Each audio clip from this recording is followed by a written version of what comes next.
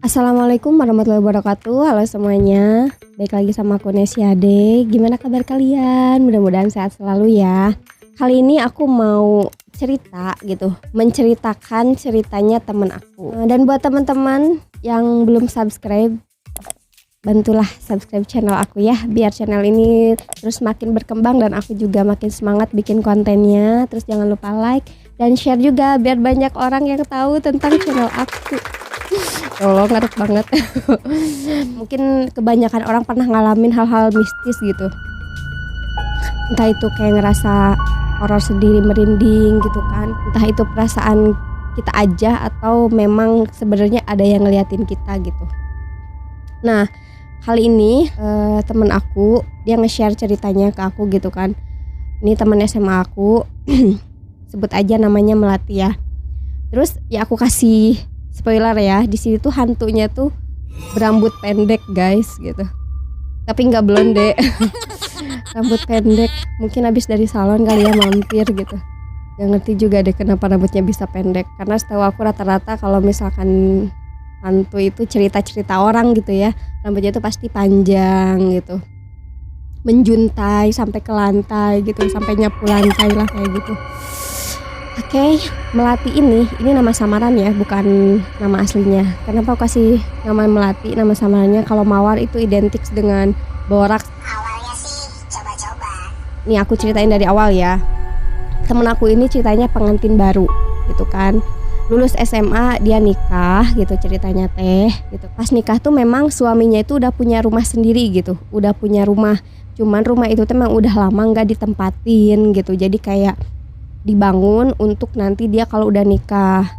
Terus di rumah itu memang depannya itu toko gitu. Jadi sering kesana gitu. Cuman kayak buat buka tokonya aja gitu. Tokonya itu toko kelontongan ya.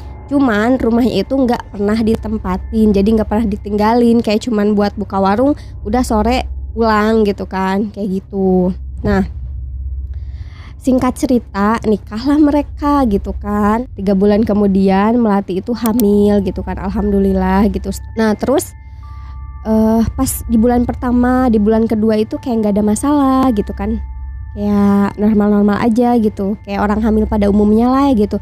Kayak mual, ya muntah kayak gitulah gitu. Maksudnya gak ada hal-hal yang berbau mistis gitu selama 2 bulan tinggal di sana gitu kan, di rumah itu teh gitu.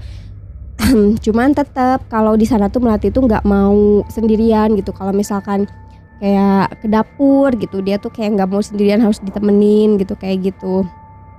Kecuali mandi ya, mandi dia berani gitu. 1 bulan 2 bulan pertama kan tadi nggak ada hal-hal aneh nih, nggak ada hal-hal mistis gitu ya, normal. Pas menginjak bulan ketiga, aku sih dengernya itu ya kayak merinding gitu, serem.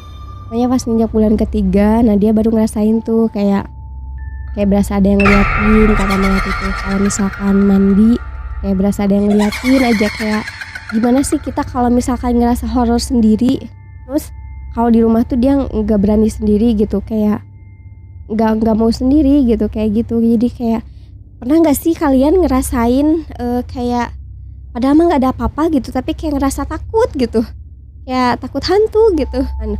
Iyalah mungkin kata Melati teh aku mah lemah iman mungkin ya katanya gitu kan. Jadi takutan kata dia tuh.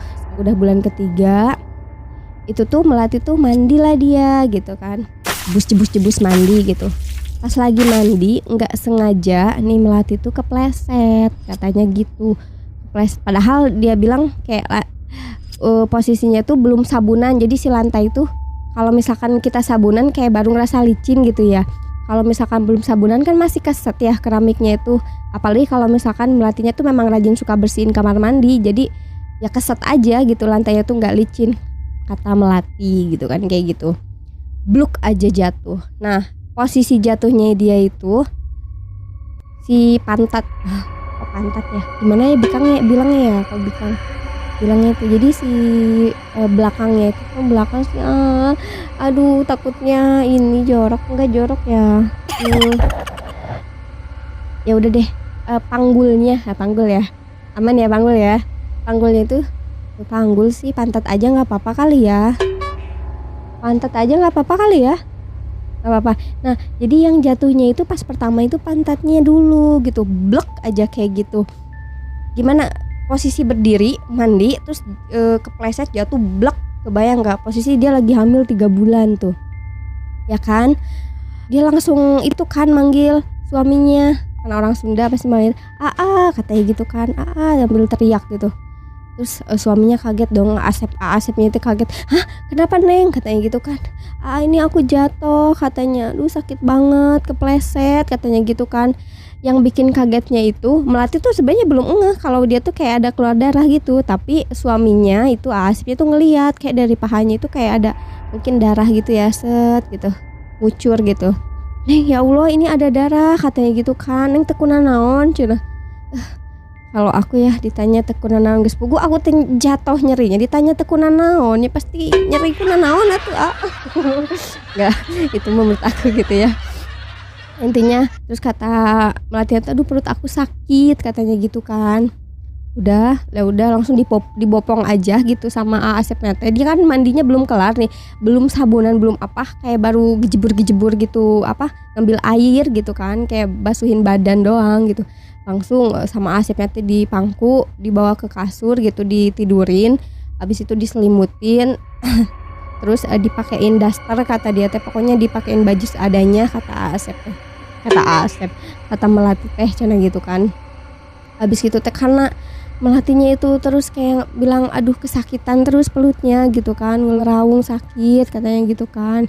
Karena panik ya udahlah Asep tuh langsung telepon orang tuanya Asep gitu kan, mertuanya Melati, karena posisi rumahnya itu kebetulan dekat sama Melati. Nggak berselang lama datanglah mama sama ayah mertuanya Melati juga gitu, karena mamahnya juga gitu kayak mungkin ngerti tanda-tanda orang keguguran ya gitu kan, banyak darah ya orang keguguran kayak gitu, terus perutnya sakit. Mamahnya tuh langsung nyuruh Asep tuh nelpon bidan katanya, suruh telepon bidan katanya gitu kan.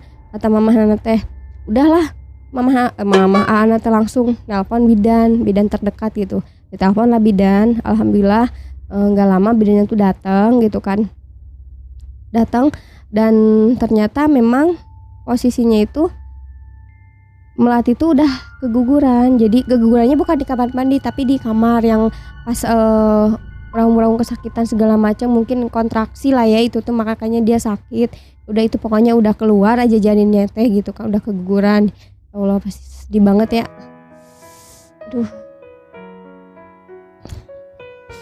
Pengantin baru, anak pertama yang memang kalau misalkan kita nikah tuh pasti mendambakan seorang anak lah ya gitu. Aduh pasti sedih banget ya Allah. Dah. Oke, keguguran lah katanya gitu kan, innalillahi wa inna ilaihi rajiun, semuanya bilang kayak gitu ya. Dicek lah semua sama bidan, kata bidan teh alhamdulillah semuanya udah keluar, udah bersih, cuman masih ada sisa-sisa janin gitu ya, tapi darah yang mengumpalnya gitu. Cuman itu bisa dikeluarin melalui obat. Jadi teman aku tuh nggak usah dikuret gitu ya, nggak usah dikuret karena janinnya udah keluar gitu, semuanya udah keluar gitu kan. Alhamdulillahnya di situ, tapi ya pahitnya harus kehilangan janin kayak gitu. Singkat cerita, udah selesai semuanya. Mamah mertuanya Pelati udah pulang juga. Mertuanya juga sama kan, emang bareng ya gitu kan pulang. Tinggallah Melati sama suaminya di rumah itu. Malam pun tiba gitu, mereka tidur gitu kan, suaminya tidur, Melati juga tidur. Aduh, kata kau kedengeran gak Bi? Segini kedengeran ya.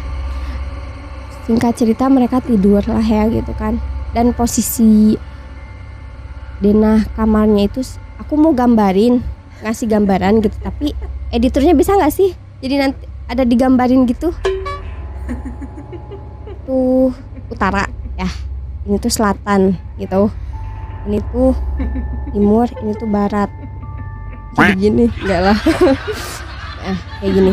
Dan posisi ranjangnya Melati itu ada di sini gitu kan, di sini kepalanya itu ke barat gitu, kakinya ke timur, kepalanya ke barat kayak gitu, timur ke barat.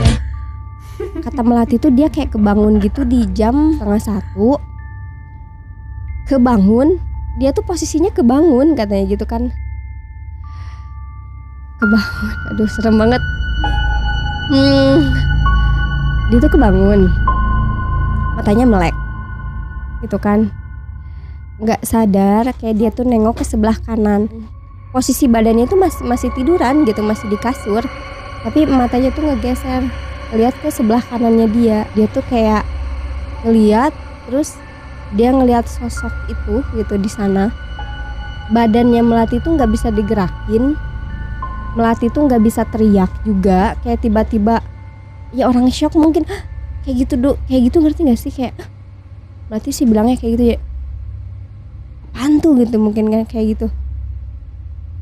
Dan menurut Melati yang dia lihat itu sosok perempuan berdiri, serem banget, berdiri.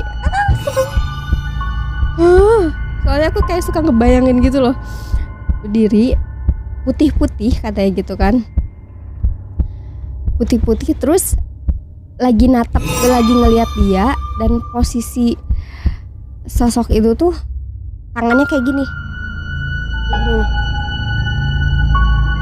Nggak sih, kayak lagi gendong bayi, kebayang nggak kayak gini nih, kayak gitu. Terus sambil senyum, sambil ngelihat Melati, katanya Melati kayak senyum.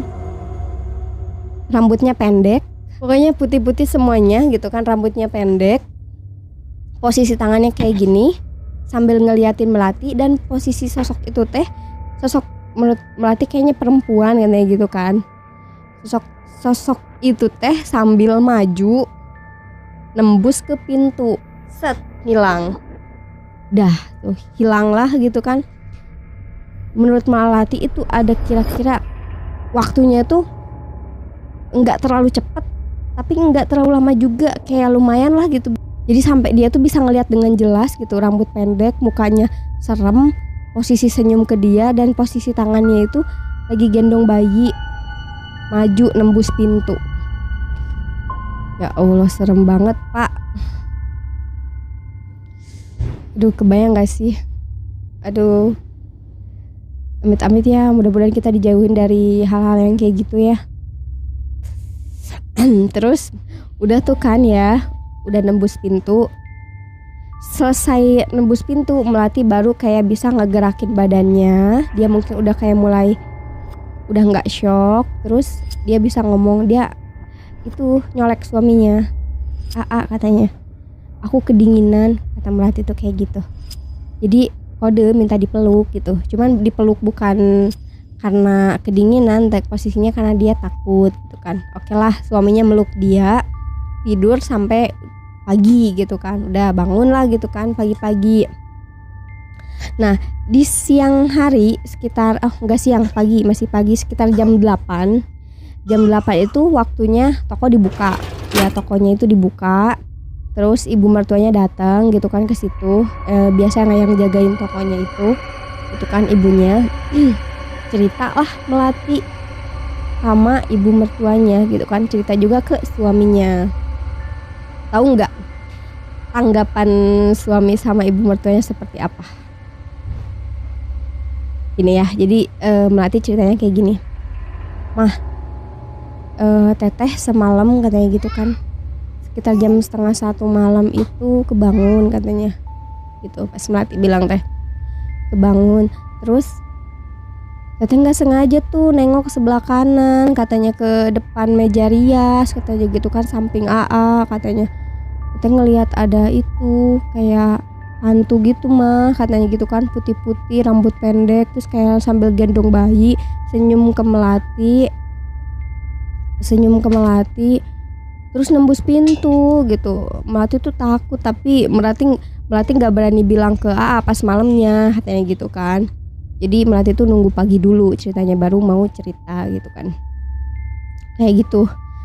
Posisi itu ada suaminya juga ya, tapi karena Melatinya itu lagi tatap-tatapan sama mamahnya gitu, maksudnya lagi ngobrol sama mamahnya, jadi manggilnya mah gitu. Tapi suaminya juga ngedengerin gitu, kayak gitu. Bukan berarti cuma cerita ke mamahnya doang, enggak, tapi ada suaminya juga di situ gitu kan. Udah. Terus tanggapannya mamahnya gimana? Teh mungkin itu mah halusinasi aja, katanya gitu. Tetehnya lupa nggak baca doa kali ya sebelum tidur katanya gitu kan. Kalau kata suaminya, iya katanya mungkin Aa semalam kayak nggak ngerasa apa-apa katanya teh gitu, kata Asep teh. Mungkin itu mah halusinasinya Neng aja katanya gitu kan. Jadi itu beneran teteh tuh lihat semalam katanya gitu kan. Tapi tetap ibu mertuanya nggak percaya.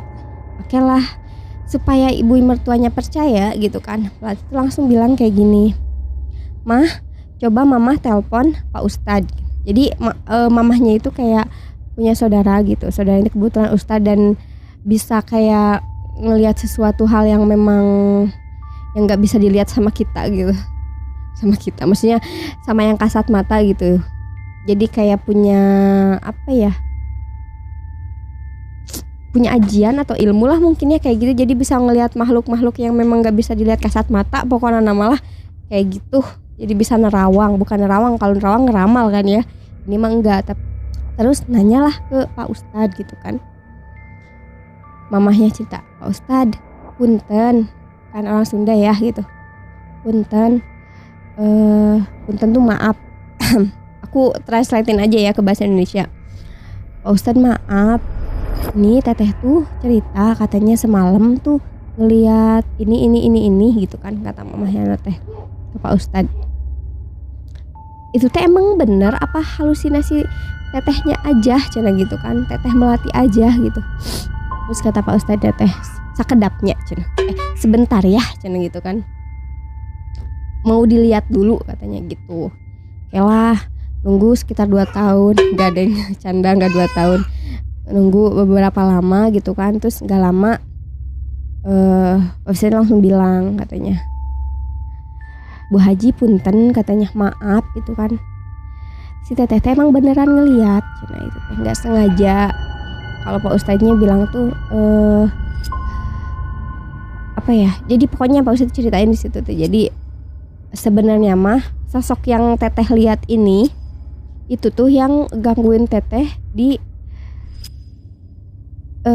terakhir sebelum keguguran katanya gitu kan. Jadi Bu Haji tuh belum cerita kalau teteh ini udah keguguran, baru aja keguguran gitu kan, belum cerita. Tapi Pak Ustadz itu bisa tahu, kayak dikirim orang katanya gitu kan, ada orang yang syirik ke Teh Melati karena Teh Melati hamil gitu kan.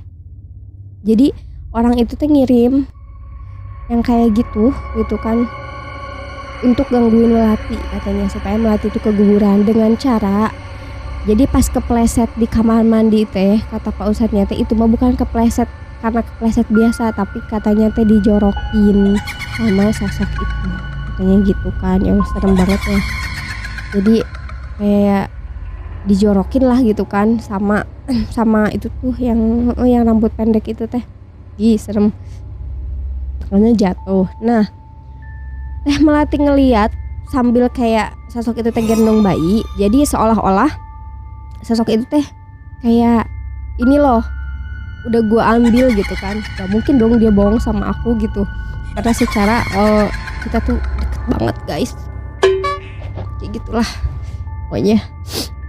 Itu teh setelah diceritain sama Pak Ustadz segala macam, barulah mamah itu percaya gitu, kayak gitu, percaya. Dan karena udah kayak gitu, Melati nggak mau untuk sementara waktu, kata Melati teh nggak mau tinggal di rumah itu. Jadi dia memutuskan untuk tinggal bareng sama mertuanya dulu sampai rasa takutnya itu hilang, sampai hantu yang ada di badannya itu yang nempel itu hilang juga katanya, kayak gitu.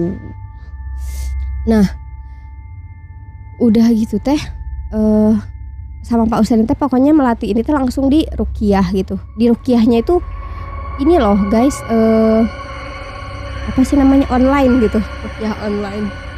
Emang bisa ya ruqyah online? Menurut kalian gimana sih? Emang bisa ya ruqyah online? Tapi ini memang beneran kejadian di Melati, ke Melati gitu. Jadi Melati itu di ruqyah online, kayak Pak Ustadznya itu lewat telepon gitu kan, bacain doa segala macem, tapi si teleponnya itu dideketin ke air, ke gelas gitu. Dan di situ tuh kayak keluarga Melatinya itu baca Al-Quran gitu kan semuanya teh. Terus Melati itu di tengah-tengah gitu. di ruqyah online karena Pak Ustadz ini posisinya jauh rumahnya gitu. Setelah hilang semuanya, Melati tuh nggak langsung pindah ke rumah yang baru itu ya, maksudnya tuh ke rumah Melatinya itu sama suaminya. Dia tetap tinggal di rumah mertuanya selama 5 hari sampai rasa takutnya Melati hilang. Walaupun hantunya udah hilang, tapi rasa parnonya itu masih ada, masih belum hilang. Nah, kayak gitu. Setelah 5 hari kata Melati, Melati langsung pindah ke rumah yang sana lagi sama suaminya gitu kan. Beraktivitas seperti biasanya, tapi tetap Melati tetap jadi penakut. Dia nggak berani ke kamar mandi sendiri. Sekarang setelah ngalamin kejadian itu nggak berani ke dapur sendiri. Pokoknya mah harus ditemenin terus, entah itu sama suaminya, entah itu sama siapa. Pokoknya dia nggak berani sendiri. Jadi parnoan karena dia trauma. Oke. Nah itu dia tadi cerita dari temen aku ya. Itu kisah nyata gitu kan, cerita horor hantu berambut pendek. Kenapa aku kasih nama hantu berambut pendek? Karena posisi hantunya memang berambut pendek ya kan. Mau aku kasih nama hantu gendong bayi gitu, aku takutnya itu yang digendong bukan bayi gitu, kayak gitu. Karena kan berarti nggak ngelihat jelas posisi yang digendong bayi atau bukan, cuman posisi tangannya kayak gitu dan ngelihat kayak ada yang digendong. Tapi kalau rambut pendek memang dia ngelihat dengan jelas posisinya rambutnya pendek, posisinya dia ngelihat dengan jelas kalau sosok itu emang berambut pendek gitu, kayak gitu. Nah menurut teman-teman sendiri gimana, percaya atau enggak itu baik lagi ya ke pribadinya masing-masing. Yang penting kita di sini harus tetap lebih deketin diri sama Allah, banyakin berdoa juga gitu kan. Mudah-mudahan kita dijauhin dari hal-hal yang kayak gitu amit-amit lah ya. Jangan sampai ada entah itu ada orang emang niat jahat ke kita ngirim yang kayak gitu, ataupun misalkan kita ke tempat baru nggak permisi segala macam. Pokoknya mah kudu permisi heula namanya sieun. Soalnya kan kita teh hidup teh nggak cuman manusia doang gitu, ada alam gaib yang memang nggak kasat mata gitu. Nah pokoknya mah gitulah, harus saling menghargai gitu. Mah ya beres. Udah. Nah buat teman-teman di sini yang sekiranya kalian punya cerita horor gitu, kisah nyata gitu kan, yang mau ceritanya aku bawain di sini, bolehlah kalian share ke aku gitu kan. Bisa lewat DM dan ini Instagram aku, atau misalkan bisa lewat email aku. Nah ini email aku. Pokoknya nama edit kayak di dia nya, tah di dia Instagram, di dia email. Kayak gitu.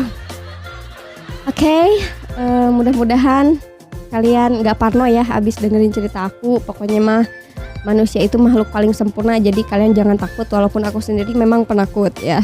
Bodoh amat ah. Bisa kabatur tapi orang sorangan mah tetap sionan. Udah sampai gitu aja. Ya udah gitu aja ya. Sok pokoknya nama kalian jangan lupa kalau misalkan punya cerita horor bisa kirimin ke aku. Balik di ini Instagram aku dan ini email aku, sok diantos pisannya. Biar bisa aku bawain di sini. Mudah-mudahan ada teman-teman juga yang kayak suka dengan cerita-cerita kayak gini gitu kan. Oke. Akhirul kalam. Wassalamualaikum warahmatullahi wabarakatuh. Terima kasih. Sampai ketemu di video selanjutnya. Bye bye.